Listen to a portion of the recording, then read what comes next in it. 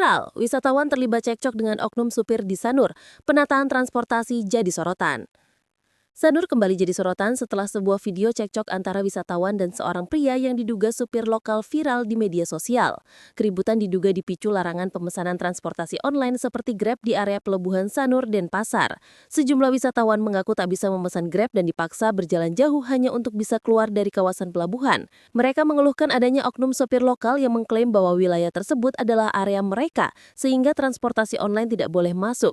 Keluhan makin memanas setelah beberapa turis mengaku diintimidasi dan ditawarkan tarif taksi lokal hingga 2 kali lipat dari harga aplikasi. Situasi ini membuat banyak pengunjung merasa tidak nyaman dan mempertanyakan keamanan pariwisata Bali.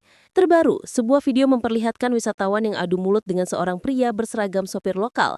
Perdebatan itu langsung memicu reaksi publik, bahkan banyak yang menilai kondisi tersebut bisa merusak citra Bali di mata wisatawan mancanegara. Kondisi ini kembali menyoroti kacau balau penataan transportasi di sejumlah titik wisata Bali. Para wisatawan meminta pemerintah daerah turun tangan agar tidak ada lagi praktik intimidasi maupun pembatasan sepihak terhadap layanan transportasi online.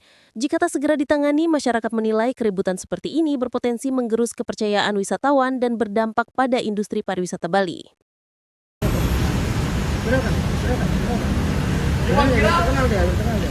I am not mafia. I don't ask you transportation. Why you ask like that mafia? I don't ask you transportation. You fuck off.